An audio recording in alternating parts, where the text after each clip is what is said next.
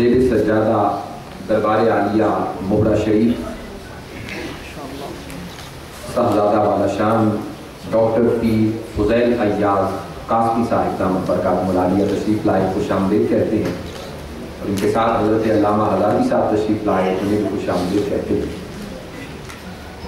تو اللہ کے حضور التجا ہے کہ اس مرکز کو رب کائنات دن دگنی رات چوگنی ترقی عطا فرمائے، اور جتنے بھی احباب اس مرکز سے دامے دگنے قدمے کن میں سکھنے جس لحاظ سے بھی معاونین میں شریک کار ہیں، رب کائنات سب کی دینی دنیاوی حاجات کو پورا فرمائے۔ عزیزان محترم، موضوع کی مناسبت سے جو میں نے قرآن مجید کی آیت کریمہ عنوان گفتگو کے طور پر تلاوت کرنے کا شرف حاصل کیا ہے، یوں تو سیرت نبوی کا مطالعہ کریں تو حضور السلام کی سیرت کے 4 حصے ہمارے سامنے آتے ہیں۔ کتنے حصے؟ 4۔ ایک ہے خلقت مصطفیٰ، یعنی حضور کی تخلیق۔ دوسری ہے ولادت مصطفیٰ، یعنی حضور کی ولادت مبارک، پیدائش مبارک۔ تیسری ہے بعثت مصطفیٰ، جب حضور نے اعلان نبوت فرمایا، یعنی بالفعل اعلان نبوت کیا۔ ہم اہل سنہ کا جو مسلک اور عقیدہ ہے کہ نبی بنایا نہیں جاتا، نبی بن کے آتا ہے، اور اعلان سے قبل وہ بالقوہ نبی ہوتا ہے، بالفعل نہیں ہوتا۔ تو تیسری کیا ہوئی؟ بعثت مصطفیٰ۔ اور چوتھی ہے حضور کی بعد از وفات حیات مصطفیٰ۔ سیرت کے یہ 4 بنیادی ابواب ہیں جن پر ہم اہل السنہ والجماعت مسلک صوفیاء سلف صالحین کا صحابہ سے، اہل بیت اطہار سے، ازواج مطہرات سے، تابعین تبع تابعین ائمہ سے متفقہ بنیادوں پر عقیدہ چلا آ رہا۔ خلقت مصطفیٰ اس وقت ہوئی جب کائنات میں لفظ کچھ بھی کچھ نہ تھا، اور قرآن کہتا ہے انما امرہ اذا اراد شیئا ان یقول لہ کن فیکون۔ خدا کا امر یہ ہے کہ جب وہ کسی شے کے بنانے کا ارادہ کرتا ہے تو کن کی توجہ کرتا ہے، وہ شے مارز وجود میں آتی ہے۔ تو اللہ نے جب کن کی توجہ کی تو کاف سے کلام الہی شروع ہوا، تو پہلی چیز جو مارز وجود میں آئی وہ نون سے مراد نور محمد۔ اس پر فلاسفہ اور مناطقہ کا بھی اجماع ہے کہ وہ گوہر مقدس جو دریائے خیب مقلون سے ساحل شہود پر آیا، وہ گوہر بسیط نورانی تھا جسے فلاسفہ عقل اکبر سے تعبیر کرتے ہیں، لیکن جمہور محدثین کا یہ مسئلہ اور عقیدہ ہے وہ عقل اکبر نہیں بلکہ نور محمدی تھا۔ وہ ہے خلقت مصطفیٰ جس کے بارے میں قرآن کہتا ہے قد جاءکم من اللہ نور مثل نورہ کمشکاۃ فیہا مصباح المصباح فی زجاجہ۔ قرآن جس نور کے بارے میں کہتا ہے، اور جو لوگ اس آیت کو اللہ کے نور پر محمول کرتے ہیں انہیں عقل کے اور ہوش کے ناخن لینے چاہیے، کیونکہ لیس کمثلہ شیء، وہ ذات تو وہ ہے کہ جس کی مثل شے ہی کوئی نہیں، لیکن محمد عربی کے نور کو رب نے مثال سے ثابت کیا کہ مثل نورہ کمشکاۃ فیہا مصباح۔ محمد عربی کا نور کیسا ہے کہ جیسے تاک میں رکھا ہوا چراغ دان ہوتا ہے، چراغ ہوتا ہے اس تاک کے اندر رکھا ہوا، اس کے اوپر ایک پھر شیشہ ہوتا ہے، اور آپ نے پرانے وقتوں میں اپنے علاقوں میں پرانے گھروں کے اندر یا پاکستان سے بننے سے پہلے جو پرانے گھر ہوتے تھے، گھروں کے اندر برآمدوں میں، گھروں کے باہر مین دروازے پر باہر ایک تاک دان بنے ہوئے ہوتے تھے. ان تاک دانوں میں کیا ہوتا، شام ہوتی، سرے شام ان میں چراغ رکھ دیا جاتا اور وہ تاک دان دیوار سے ذرا آگے بڑھ کر ہوتا تھا اور اس میں وہ چراغ رکھ دیا جاتا. آگے اس لیے بڑا ہوتا کہ اوپر سے پانی نہ پڑے، اس کے اندر نہ جائے، بجھ نہ جائے، اور ادھر سے دیوار تھوڑی سی دونوں طرف سے ہلکی ہلکی اینٹ کو تراش خراش کر کے آگے بڑھائی ہوتی تھی تاکہ اس پر ہوا نہ پڑے اور یہ بجھ نہ جائے. اسی طرح فانوس بن کے جس کی حفاظت ہوا کرے وہ شمع کیوں بجھے جسے روشن خدا کرے. رب نے اپنے محمد عربی کے نور کو اس وقت پیدا کیا جب کائنات میں لفظ کچھ مارج وجود میں نہ آیا تھا. تو وہ تھی خلقت مصطفیٰ، اور جتنی دیر اس رب نے چاہا وہ نور اللہ کے انوار و تجلیات کا طواف کرتا رہا، سجدہ ریزی کرتا رہا، عبادت و ریاضت تسبیح و تعلیم میں مشغول رہا. یہی وجہ حضور فرماتے ہیں قل ان صلاتی و نسکی و محیای و مماتی للہ رب العالمین لا شریک لہ فبذلک امرت وانا اول المسلمین. اے حبیب اعلان کر دو میری نمازیں، میری قربانیاں، میرا جینا، میرا مرنا اس رب کے لیے ہے جو پوری کائنات کا پروردگار ہے. اس نے اسی بات کا مجھے حکم دیا ہے کہ تمہیں بتاؤں کہ اس کی ذات کے ساتھ کوئی شریک نہیں. وَأَنَا أَوَّلُ الْمُسْلِمِينَ، میں ہی وہ پہلا بندہ ہوں جس نے رب کو سب سے پہلے سجدہ کیا. اب کس نے سجدہ کیا؟ قرآن کہتے ہیں وَلَهُ أَسْلَمَ مَنْ فِي السَّمَاوَاتِ وَالْأَرْضِ، زمین و آسمان کی کائنات میں جو کچھ ہے اللہ کے حضور سجدہ ریز ہو رہی ہے. إِن كُنتُ مَنْ فِي السَّمَاوَاتِ وَالْأَرْضِ إِلَّا آتِ الرَّحْمَنِ عَبْدًا. زمین و آسمان کی کائنات میں جو کچھ ہے اللہ کی عبادت کر رہا ہے تو فرش نے خدا کو سجدہ کیا، عرش نے خدا کو سجدہ کیا، شرق نے خدا کو سجدہ کیا، غرب نے خدا کو سجدہ کیا، شمال و جنوب نے خدا کو سجدہ کیا، لوح نے خدا کو سجدہ کیا، قلم نے خدا کو سجدہ کیا، کرسی نے خدا کو سجدہ کیا. کائنات کے تحت الثری سے لے کر عرش خدا تک ہر چیز اس کے حضور سجدہ ریز ہوئی، لیکن محمد کے سجدے کا ثانی نہیں.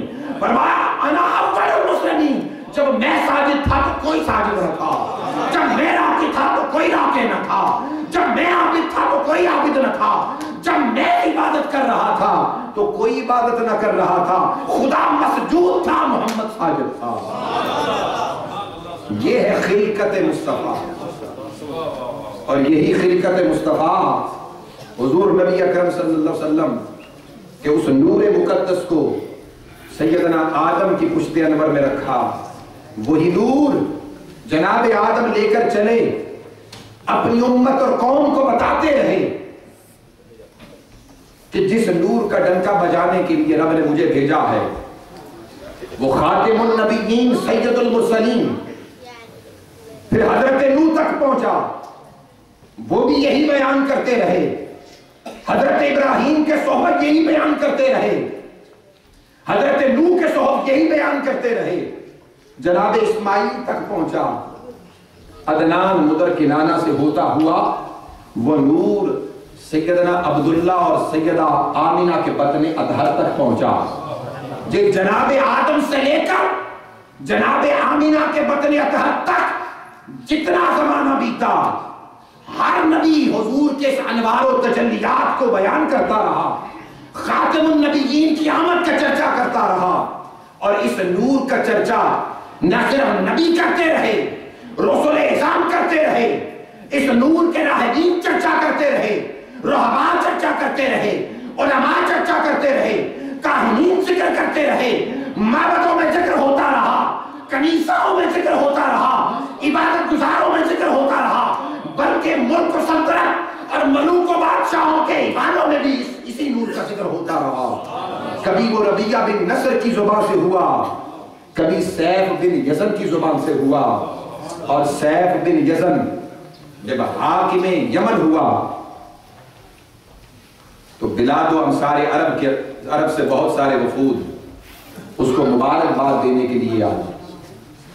ایک وفد کی سربراہی کرتے ہوئے سیدنا عبد المطلب رضی اللہ تعالی عنہ اہل مکہ کو ساتھ لے کر سیف بن ذی یزن کے دربار میں یمن پہنچے۔ سیف کہنے لگا تم میں کوئی ہے جو میری تعریف و توصیف کرے؟ فصیح اللسان سیدنا عبد المطلب کھڑے ہوئے، میں تفصیل میں نہیں جاؤں گا، فرمانے لگے سیف تیرا وہ مقام ہے، تیرا عالی نسب عالی حسب، تیری اولاد بھی کبھی اپنے آباء و اجداد کے ناموں سے گمنام نہ ہوگی، تیرا ہمسایہ کبھی بھوکا نہیں رہے گا، تیرا قرب و جوار، تیری دوستی، تیرے نام لیوا بھی جن جن کا تعلق تجھ سے ہوگا، گمنامی کی تمام زنجیروں کو ان پر توڑ دیا جائے گا اور دولت اور رزق ان پر فراہم ہوگا۔ اے سیف تیرا حسب، تیرا نسب، تیرا خاندان، تیرا قبیلہ ایسا ہے کہ دنیا اس پر رشک کرتی ہے۔ آپ نے اپنے لفظوں کے ساتھ اس کی مدح سرائی کی، پوچھا آپ کون ہیں؟ فرمانے لگے میں مکہ سے آیا ہوں، مجھے رئیس مکہ عبد المطلب کہتے ہیں۔ سیف کہنے لگا انہیں اور ان کے ساتھ وفد میں آنے والے لوگوں کو مہمان خانے میں ٹھہرایا جائے، ان کی خوب خاطر تواضع کی جائے، ضیافت میں کوئی کسر اٹھا نہ رکھی جائے۔ چنانچہ سیدنا عبد المطلب فرماتے ہیں ہفتہ بیت گیا، ہم نے آپس میں سوچا آؤ بھگت تو ہو رہی ہے، ضیافت ہو رہی ہے، اب یہاں سے چلنا بھی چاہیے، لہٰذا سیف سے ٹائم مانگا کہ ہمیں وقت دو، ہم ملاقات کر کے جانا چاہتے ہیں۔ سیف نے انہیں کہا کہ آپ ابھی ٹھہرے۔ پھر ایک ہفتہ گزر گیا، پھر 2 ہفتے کے بعد ٹائم مانگا، اس نے کہا آپ ابھی ٹھہرے۔ 3 ہفتے گزر گئے، حتیٰ کہ 1 ماہ کے بعد سیف بن ذی یزن نے سیدنا عبد المطلب کو وقت دیا، آپ کو لے کر وہ خلوت میں چلا گیا اور کہنے لگا عبد المطلب ہمارے پاس ایک کتاب ہے جو آباء و اجداد سے ہمارے پاس چلی آ رہی، جو بھی اس منصب پر بیٹھتا ہے یہ کتاب اسی کے حصے میں آتی ہے اور صرف وہی شخص پڑھتا ہے۔ میں نے اس کتاب کا مطالعہ کیا ہے، اس کو پڑھا ہے، جس شہر سے آپ آئے ہیں وہ دھرتی خاتم النبیین کی دھرتی ہے، سید العالمین کی دھرتی ہے، رحمت للعالمین کی دھرتی ہے، اور یہ وقت جو اس میں بیان کیا گیا ہے اب یہی وہ وقت ہے، وہ خاتم النبیین یا پیدا ہو چکے ہیں یا پیدا ہونے والے ہیں۔ تاریخ بیان کرتی ہے اس وقت حضور کی عمر مبارک 2 سال تھی۔ سیدنا عبد المطلب نے چونکہ حضور کے ولادت کے وقت کے تمام واقعات آلریڈی آپ جانتے تھے، آپ نے سیف سے فرمایا سیف ذرا کھل کر بتا اس کتاب میں کیا لکھا ہے۔ سیف کہنے لگا یہ وہ ہستی ہے جس کی خاطر رب نے بزم کائنات کو سجایا ہے، یہ وہ ہستی ہے جسے رب نے اپنا حبیب بنایا ہے، یہ وہ ہستی ہے جتنے انبیاء دنیا میں آئے ہر نبی کی زبان پر اسی ہستی کا چرچا رہا ہے، جس ہستی کے بارے میں عیسیٰ علیہ السلام وَمُبَشِّرًا بِرَسُولٍ يَأْتِي مِن بَعْدِ اسْمُهُ احمد کا پیغام دے گئے ہیں، جنہیں آسمانوں پر احمد کہا جائے گا، حضرت موسیٰ جن کا ذکر کر کے چلے گئے ہیں، یہ وہ ہستی ہے جو ان کے دامن سے وابستہ ہوگی، دنیا میں کامیاب و کامران ہوگی، جو دشمنی عداوت میں ان کے ساتھ لگے گا، دین و دنیا کی ساری نعمتیں اس سے چھین لی جائیں گی، خائب و خاسر ہوگا، جہنم اس کا مقدر ہوگی۔ جناب عبد المطلب کا چہرہ اور کھلا، پوچھا سیف ابھی ذرا مجھے پتہ نہیں چلا، کھول کر بتا کہنا تو کیا چاہتا ہے، ان کا تعلق کس خاندان سے ہوگا؟ سیف کہنے لگا خاطر جمع رکھیں، قبیلہ قریش سے ہوں گے، خاندان بنو ہاشم سے ہوں گے۔ سیدنا عبد المطلب کا چہرہ چمک اٹھا، جناب عبد المطلب فرمانے لگے سیف ذرا مزید وضاحت کے ساتھ کھول کر بیان کر، وہ آخری دن کا جس ہستی کا تو ذکر کر رہا ہے اس ہستی کا تعلق کس سے ہوگا؟ سیف اسی کتاب کو ہاتھ میں پکڑے آگے بڑھا، جناب عبد المطلب کا ماتھا چوما اور چوم کر کہنے لگا عبد المطلب گھبرانے کی ضرورت نہیں، تو ہی تو محمد کا دادا ہے، تو ہی تو مصطفیٰ کا دادا ہے۔ اور اس تُس کو احتشام کے ساتھ رخصت کیا کہ جو انعام و اکرام آپ کے وفد میں آنے والے دیگر لوگوں کو دیے ان سے 20 گنا زیادہ سیدنا عبد المطلب کو دیے۔ عزیزان محترم، یوں تو میں نے جو موضوع چھیڑا ہے کافی طویل ہے، لیکن میں شاہ صاحب سے میں نے عرض کیا ہے کہ مجھے کوئنز میں ڈھاکہ کلب میں بھی پہنچنا ہے، وہاں پہ بھی مختصر سی گفتگو کرنی ہے، تو چونکہ ان کا ٹائم جو ہے وہ تقریباً 9:30 بجے پونے 10 بجے تک ہے، تو میں انہی الفاظ پہ اکتفا کرتا ہوں۔ علماء کرام مشائخ اعظام تشریف فرما ہیں، میں ان سے اجازت دیتا ہوں۔ اللہ رب العزت میری اور آپ کی حاضری کو اپنی بارگاہ میں قبول و منظور فرمائے اور حضور علیہ السلام کے دامن سے ہم سب کو وابستہ رکھے اور دین و دنیا کی نعمتوں سے سب کو مالا مال فرمائے۔ وما علینا الا